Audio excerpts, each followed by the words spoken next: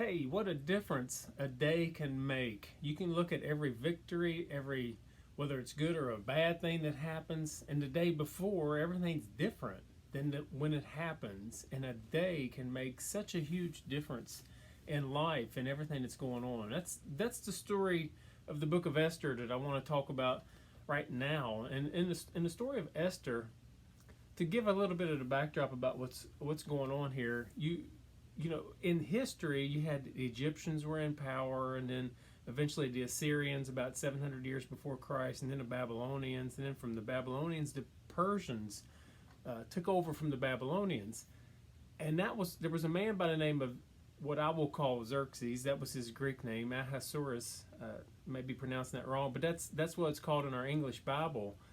And he was a man that was over the Persian army about 450 years, give or take 50 years before Jesus Christ. Historically, we see the story of Nehemiah about that time, and also the book of Esther is around that same time period. There's a couple of prophets like Micah, Malachi. I believe a couple of those were around that same time period, much later on than some of the earlier ones. But this is the Persians are kind of over the known world, and there's a lot of Jewish people that are in captivity under the Persian army at this time. In Shushan, or in Susa, the capital there, as it's called in the Bible here in the book of Esther, we see that these people are in control at this time. Now, we know in history a man by the name of Alexander the Great. Well, a lot of times, and in history, we also read the name Xerxes. A lot of times you don't see the Hebrew name, you don't see a lot of the other names that goes along with it that's in our English Bible, but you do see Xerxes, and you see Alexander the Great, which, interesting point about Alexander the Great, what we have written about him was not written until the earliest writing. Somebody sits down and writes about Alexander the Great was over 300 years after he lived. And when we read history, you talk to historians, they put credibility on the story of Alexander the Great, even though no one sat down and wrote about him for over 300 years. Now, Jesus Christ was written about by the people who lived and walked with him. And still, so many people will read the story and they won't look at it as historical. They won't believe the story of Jesus. They won't put credibility on it like they do on the story of Alexander the Great. But which one has more evidence? Which one, when you consider that people wrote about Jesus who literally lived and walked with him, that should put a lot of credibility to the story of Jesus Christ. Just like we can put credibility on the story of Alexander the Great, even though no one wrote about him for several hundred years. Anyway, Alexander the Great, he was this great Greek leader, and he literally took control over those people in Persia when he defeated the army of Xerxes. So that puts a little bit of perspective on the time and what's going on in this story, in the story of Esther. So this king by the name of Xerxes, he's king of Persia, and he's been planning this 6 month. For 6 months, he's been campaigning. He's been planning this battle to defend against the Greeks. We know some of this in history. You can also follow this along. You can see little hints of it and read about it as you read through the book of Esther. So he's campaigning. He's kind of building this army for 6 months, and at the end of 6 months, they have this big party. It's about a week-long event when there's probably all kinds of things that we wouldn't even want to talk about that goes on. And I'm sure there's this bunch of drunk guys sitting around, and here's Xerxes, and he's like, okay, and I want to just show off my wife. And so he calls for Vashti, and he wants to bring her up, basically parade her in front of all these drunk guys and show off her beauty. And you know what? She says no. Well, this didn't sit real well with Xerxes, and eventually he just basically kicks her out, and they have this discussion, and they're afraid that because of this, that all the women would become belligerent, and so they got rid of her, and they make a decision that eventually they're going to find another queen. Now, this doesn't happen for a while. Literally, when you get to chapter 2 of Esther, and you could read what month and what year of his reign it was, it's about 4 years before Esther's ever chosen as queen. In between this time, Xerxes has went off to battle, he's came back, and of course a whole year of that, it's just the beautification process when they're trying to pick from these these different ladies literally, and when they pick certain ones of them, they send them off for a year-long beautification process. Now that seems a little extensive, and I have no idea what went on during that year. But for a whole year, they send them off for this beautification process, essentially, and through that, then Queen Esther is picked. Now, to bring up the speed a little bit, Queen Esther is an orphan. Her mother and father die, and it says that she's raised by this man who's named Mordecai. Now, Mordecai, I've heard different times, and you can maybe Google. Some people will say it's her uncle, but when you get into chapter 2 and it says Mordecai's uncle's daughter, so it sounds like pretty much that Mordecai and Esther were first cousins. Chances are he was probably 15 years older, maybe even more, give or take, but he raises her as his daughter. So Mordecai raises Esther. He sees all these things going on. He tries to stay in touch politically with the things that are going on here. And while she is at the palace during her beautification process, Mordecai hears a plot to overthrow King Xerxes. So Mordecai gets message in. I think he sends maybe one of the chamberlains in. This, you can read this in the book of Esther. Sends one of the chamberlains in to talk to Esther, tell her about this plot. And so she is to go to Xerxes, let him know. And so this plot is overthrown. They actually research it, find out that these two guys did have this plot. They were going to kill the king. And so they take care of it. And then it says that they wrote this in the book of the Chronicles of the Kings of Persia. Something along those lines. So basically, the Persians wrote all this stuff down, good and bad, because they wanted to not only discipline people that were doing wrong, but they wanted to reward people that had done well. So they wrote this down, kind of forgot about it. So the story that Mordecai had uncovered a plot was written down, but then they kind of forget about it. Some time goes on.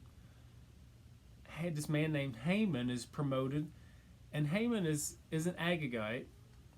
And you can look back at the history here, which it does have some bearing on what we're talking about here. Literally, if you go all the way back to King Saul was told to kill the Amalekites, and he was told literally to kill the king, to take care of all of them.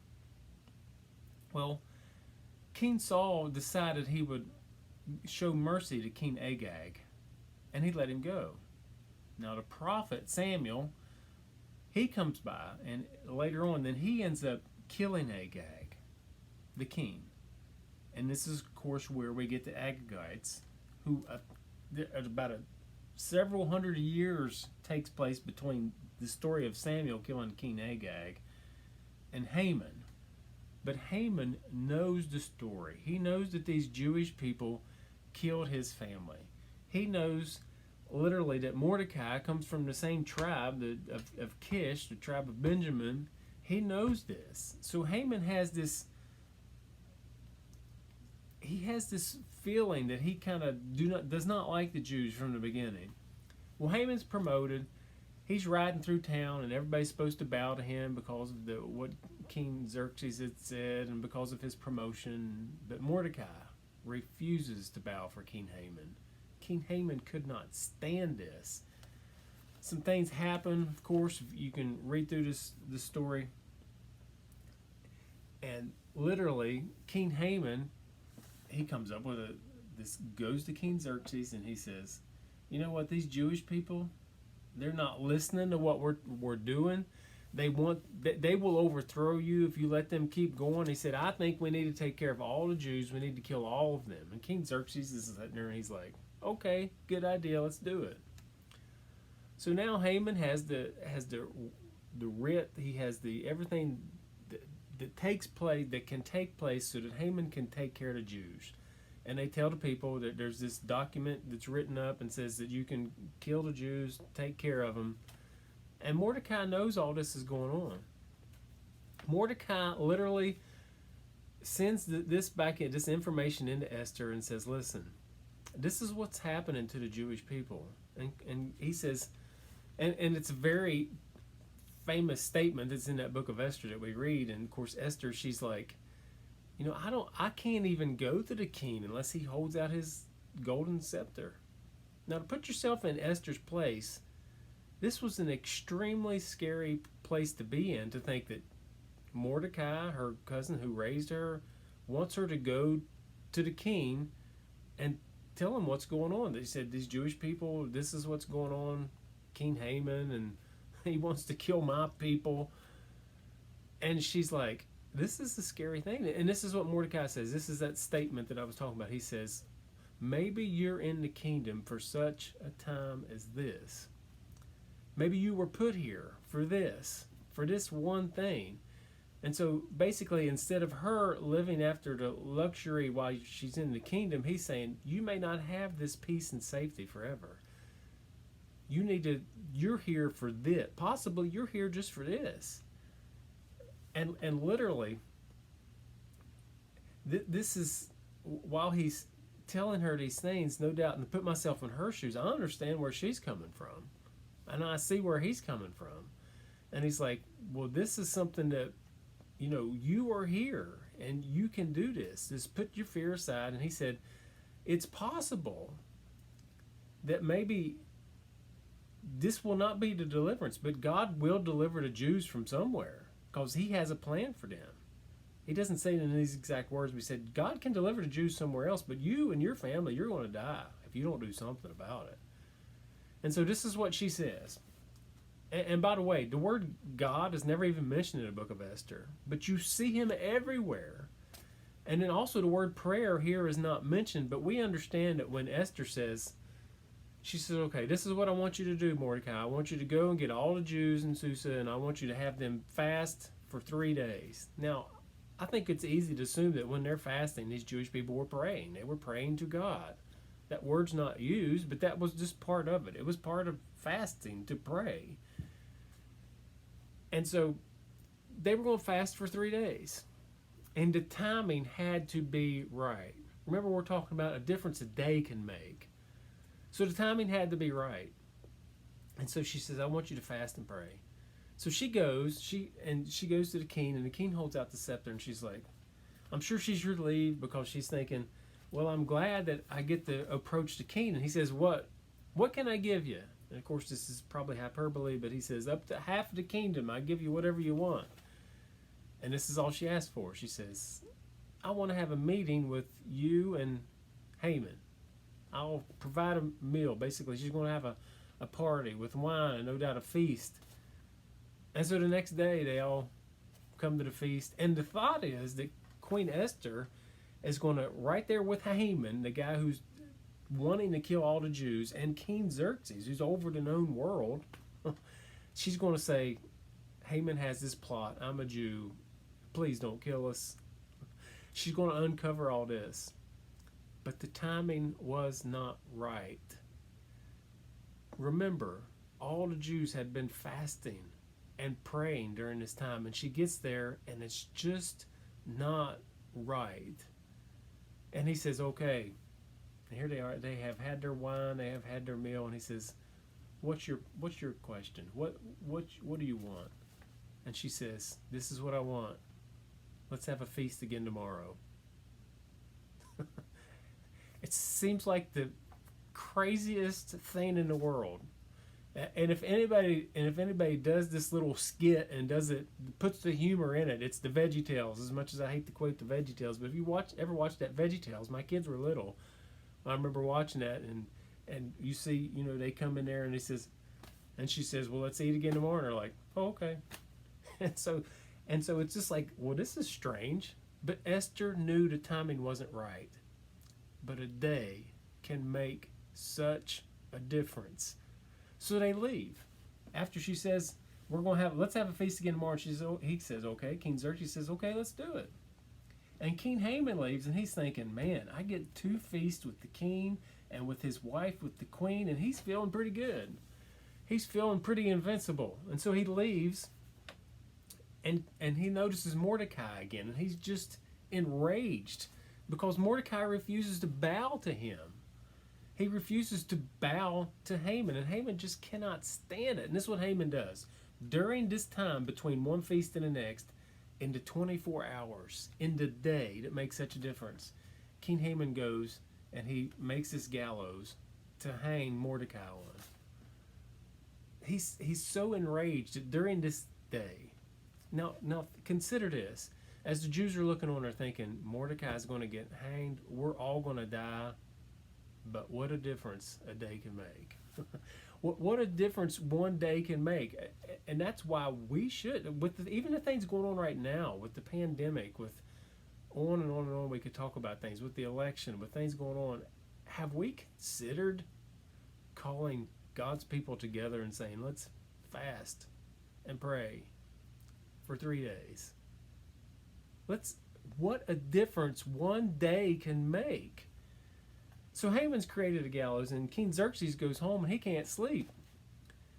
Xerxes is kind of rolling around. And he calls for somebody to come in and read from this book of the Chronicles, where the Persians wrote all the things that happened in it. Essentially, it's almost like it's almost another point of humor that's added in here. It's just like he's saying, "Okay, bring that book, and surely that'll put me to sleep." It seems like if you want to sit down and read your Bible before bed, that's a good indication of how maybe you can put you to sleep. That's how some people feel about it. And so here he has them, and they're reading the book, and it comes up to the place where Mordecai had sent word in that these people had created a plot to kill him. And he's laying there, and he's, no doubt he wants to just go to sleep, and he hears that, and he's like, hey, did anybody ever reward him for this? And so remember that just the day before, she has this meal, and she's going in, and she wants to approach them about how Mordecai, please, he's told me about this, and Haman wants to kill my people, and King, please spare us, show us mercy. But the timing wasn't right. And so because of prayer, no doubt, her discernment kicks in, and she's like, let's have a feast tomorrow. And all these things happened in a day. What a difference a day can make. And Xerxes, he says, well, let's reward this guy. And so the next day, he calls Haman in, who's just built the gallows. And King Xerxes says, well, Haman, what would you do for someone who had uncovered a plot and basically saved your life? What should be done for them? Someone who spared the whole kingdom. And Haman thinks he's talking about him. And so he tells him all of what he would do, put him on his chosen horse and all this. And he doesn't realize that the king's talking about Mordecai. What a difference a day can make. So all these things have prepared the mind of Xerxes and Haman. And so Queen Esther goes in the next day to the feast. And the timing is right. Everything falls into place. You see the hand of God so evident in this story of Esther. And it's just as evident today. It's just as evident in my life and yours. And it may seem hard now, but what a difference a day can make. So what happens here now that she tells him, and the king really gets so upset he walks out. Haman bows down to Esther, says, please spare me. King Xerxes walks in, sees this, and he's like, well, not only has he done this, but now he's, trying to kill my wife or something. And so basically takes Haman out, hangs him on the gallows that he had built for Mordecai. What irony. And then, of course, Mordecai gets promoted, you see. And literally, I believe you even see Esther in the book of Nehemiah when he goes to the king to ask to rebuild, to ask these things. It says, and the queen sitting by him. We don't see Esther's name mentioned, but a lot of people, a lot of theologians, a lot of historians, they read this and say, this probably could have very well been Esther. But we see the people, the Jewish people, how God completely and totally turns things around in one day because of a lady named Esther who was an orphan, and how God had just used her against all odds, and how he had used the prayers of his people against all odds, and it all happened in a day. And it can happen now. In one day, everything could completely and totally change.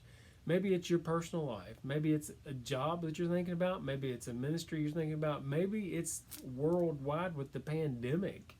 And what a difference a day can make. And we say, well, it's not going to happen. Listen, God can do great and mighty things that we could never even anticipate, that we could never think of, never see. Have we prayed about it? Have I prayed about it? Are we really seeking God about it? Have we thought about even fasting and saying, God, show me? Because I tell you what, one day can make such a huge difference. So put off doing Galatians. We're going to go back to Galatians real soon. Lord willing, finish up the teaching of Galatians, but just felt like I wanted to talk about this today because it was on my heart. Hope you enjoyed it. Until next time.